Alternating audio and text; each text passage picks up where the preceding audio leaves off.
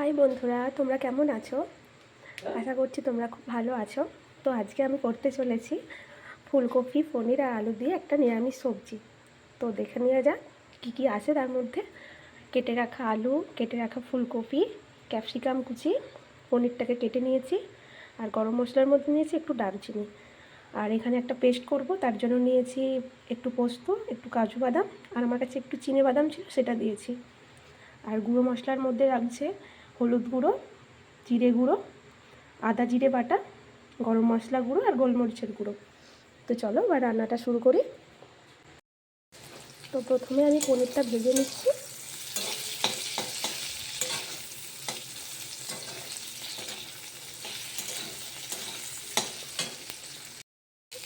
এরপর ফুলকপিটা আমি ভেজে নেব। দেখো ফুলকপিটা আধ ভাজা হয়ে গেছে। এবার আমি এর মধ্যে ক্যাপসিকামটা দিয়ে দেবো।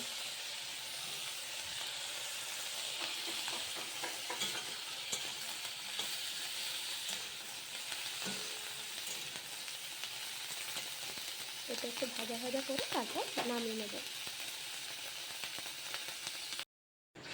তো ফুলকপি আর ক্যাপসিকাম ভাজা হয়ে গেছে। এরপর কড়াইতে তেল দিয়ে আলুগুলো ভেজে নেব।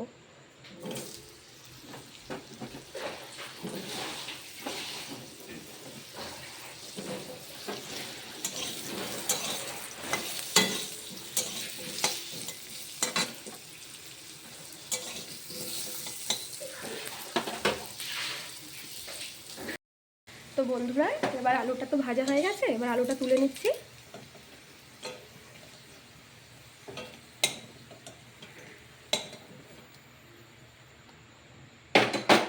এরপর কড়াইতে আরেকটু তেল দিয়ে মশলাটা কষে নেব।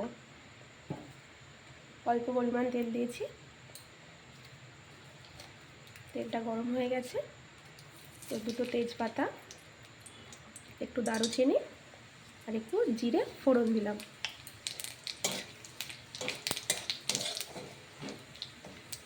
যখন এটা থেকে একটু মিষ্টি গন্ধ বেরোবে তখন বাকি মশলাগুলো এখানে দিয়ে দেবো। আদা জিরে বাটা দিয়ে দিলাম।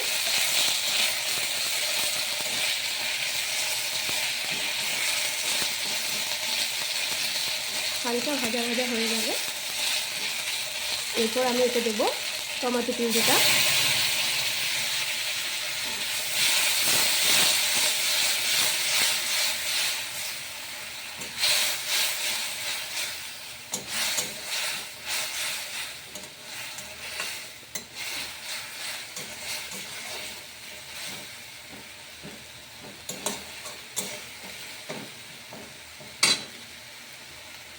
এরপর সমস্ত গুঁড়ো মশলাগুলো, হলুদ গুঁড়ো, জিরে গুঁড়ো, গরম মশলা গুঁড়ো আর গোলমরিচ গুঁড়ো, বাদবাকি মশলাগুলো দিয়ে দিলাম।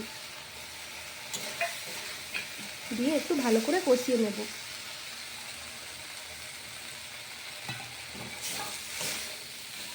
অল্প একটু জল দিচ্ছি যাতে মশলাটা চুয়ে না যায়।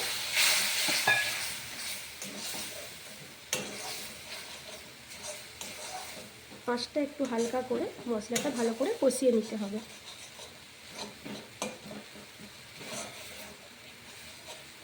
অল্প অল্প করে জল দিয়ে মশলাটা ভালো করে কষিয়ে নেব।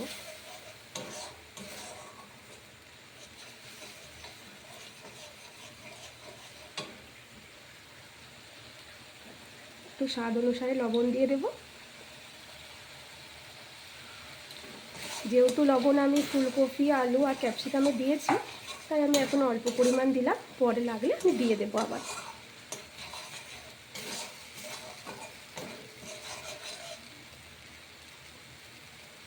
তো মশলাটা মোটামুটি কষানো হয়ে গেছে। এরপর আমি যে পেস্টটা করে রেখেছিলাম কাজু বাদাম, পোস্ত আর চিনে বাদাম দিয়ে, এই পেস্টটা এর মধ্যে দিয়ে দেব।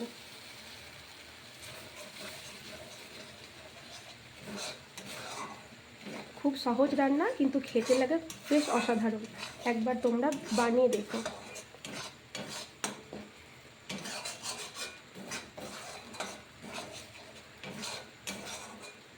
মশলাটা কষানো হোক। দেখো মশলাটা আমার বেশ ভালো করে কষানো হয়ে গেছে। এরপর আলু, ফুলকপি আর ক্যাপসিকাম যেটা ভেজে রেখেছিলাম এর মধ্যে দিয়ে দেব। দিয়ে আর একটু কষিয়ে নেব।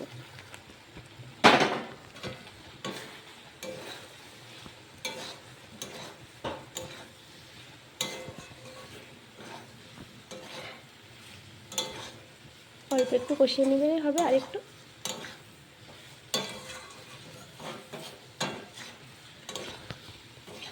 কালারটা দেখো খুব ভালো এসেছে। ভালো করে কষানো হয়ে গেছে। এরপর এর মধ্যে যে বাকি ধোয়া জলটা আমি দিয়ে দেব।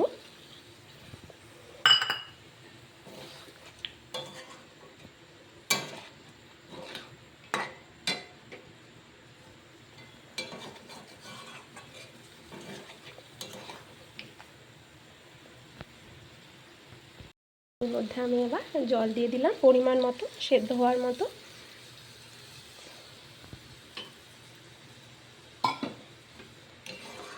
যাতে ফুলকপি আলুগুলো একটু ডুবে ডুবে যায় সেই অনুপাতে একটু জল দেব।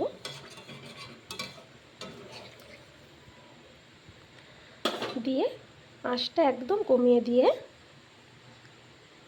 আমি এটা 10 মিনিটের জন্য হতে দেব। তো 10 মিনিট পরে আসছি। 10 মিনিট পর ফিরে এলাম।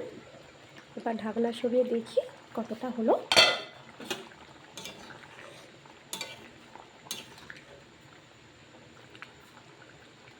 আলু প্রায় সেদ্ধ হয়ে গেছে। এর মধ্যে ভেজে রাখা পনিরগুলো আমি এর মধ্যে দিয়ে দেব।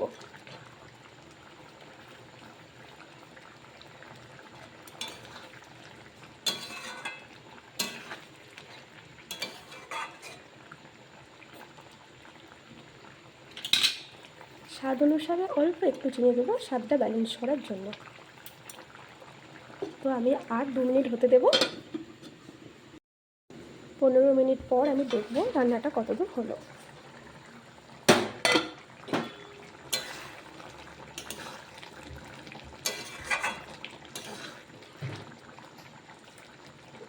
আলুটা দেখে নেব। আলু একদম সিদ্ধ হয়ে গিয়েছে। নামানোর আগে আমি একটু ভাজা জিরের গুঁড়ো আর একটু গরম মশলা গুঁড়ো দিয়ে নামিয়ে নেব। আমার হাজব্যান্ড একদম ঝাল খায় না বলে আমি এতে ঝাল ব্যবহার করিনি। আপনারা আপনাদের স্বাদ অনুসারে ঝালটা দেবেন, ঠিক আছে? তো রান্নাটা কেমন লাগলো জানাবেন। ভালো লাগলে প্লিজ একটা লাইক দিয়ে যাবেন।